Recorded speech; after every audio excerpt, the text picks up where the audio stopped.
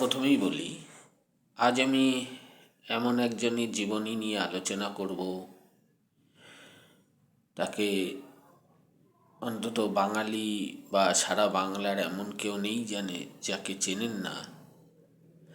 তিনি আমাদের খুব শ্রদ্ধেয়, পূজনীয় এবং ঈশ্বরতুল্য একজন ব্যক্তি। সমাজে যখন কলুষিতা বেড়ে যায়, অন্যায় ন্যায়ের ওপর ভারী হয়ে ওঠে, মানুষত্বের মধ্যে অবমাননা দেখা দেয়, মানুষ মনুষ্যত্বটাকে ভুলতে বসে, সেই সময় আমরা দেখেছি ঈশ্বর রূপে বা ঈশ্বরের প্রতিনিধি হয়ে কেউ না কেউ এই পৃথিবীতে জন্মগ্রহণ করেছেন এবং সমাজকে সেই কলুষিতা, সেই নোংরা জায়গা থেকে মুক্ত করেছেন, সত্যকে আবার প্রতিস্থাপন করেছেন, ন্যায়কে আবার প্রতিস্থাপন করেছেন এবং সমাজকে এগিয়ে যেতে সাহায্য করেছেন। এটা আমরা দেখেছি এবং প্রতিবারই সেটাই ঘটে। সেরকমই একজন ছিলেন আমাদের তথা সারা ভারতবর্ষের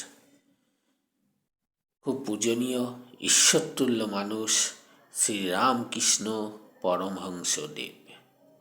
শ্রীরামকৃষ্ণের জন্মস্থান হুগলি জেলার অন্তর্গত কামারপুকুর গ্রাম।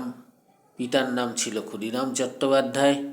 তিনিও একজন ধার্মিক, নিষ্ঠাবান এবং ধর্মপরায়ণ, সাত্ত্বিক জীবনধারী একজন ব্যক্তি ছিলেন। ক্ষুদিরামবাবুর আদি নিবাস ছিলেন কামারপুকুর গ্রামের পশ্চিমে প্রায় 1 ক্রোশ দূরে দেবে নামক একটি গ্রামে।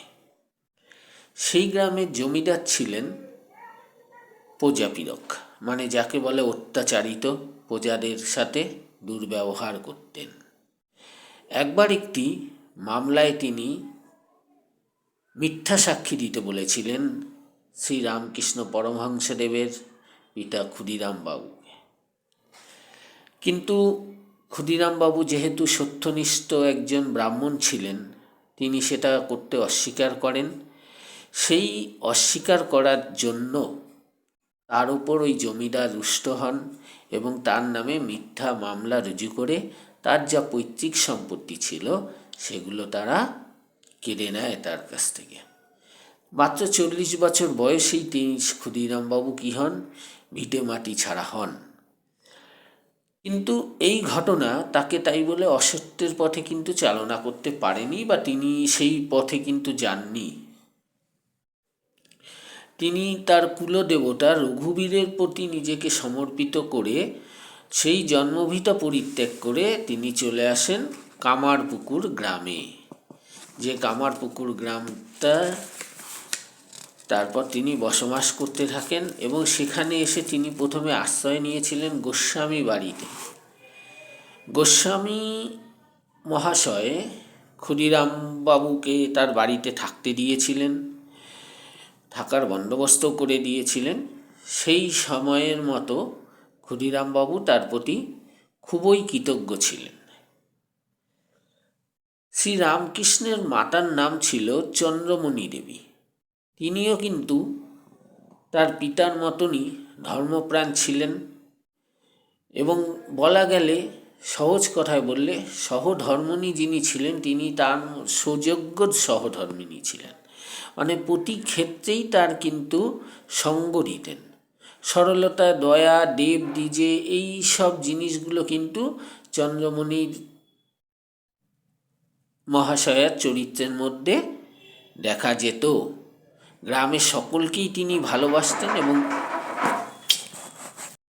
ক্ষুদিরামবাবু এবং তার ধর্মপত্নী চন্দ্রমণি দেবী দুজনেই কিন্তু সাধনা গুণেই যুগাবতার শ্রী রামকৃষ্ণেরকে আপন সন্তান রূপে লাভ করেছিলেন। কামারপুকুরে তারা যখন নতুনভাবে বসবাস আরম্ভ করলেন, সুখে দুঃখে ঈশ্বর উপাসনায় তারা ব্যস্ত থাকতেন। একদিন ক্ষুদিরামবাবু ভিন গ্রামে গেলেন একটা কাজে এবং সেখান থেকে যখন ফিরছেন তখন এত বেশি তার ক্লান্তি দেখা দেয়, তিনি পথের পাশেই একটা গাছের নিচে বিশ্রাম নিতে গিয়ে ঘুমিয়ে পড়েন। সেই ঘুমের ঘোরে তিনি একটা স্বপ্ন দেখতে পান এবং সেখানে দেখতে পান যে ইষ্টদেব রঘুনাথ যেন বালক বেশে তার সম্মুখে উপস্থিত হয়েছেন। একটি স্থান নির্দেশ করে তিনি বলছেন যে সেখান থেকে তাকে যেন নিয়ে আসা হয়। তিনি অনেক দিন ধরে ওখানে অনাহারে রয়েছেন, তার বাড়িতে নিয়ে গিয়ে যেন তার পুজো আর্চা করা হয়। তা ক্ষুদিরামবাবু তো ধর্মপ্রাণ মানুষ, তিনি ঘুম থেকে উঠেই সেটা নিয়ে ভাবলেন এবং তারপর যেই বাচ্চাটি স্বপ্নের মধ্যে বাচ্চাটিটাকে যে জায়গাটি নির্দেশ করেছিল তিনি সেখানে গেলেন এবং গিয়ে দেখলেন যে সেখানে একটি শালগ্রাম শিলা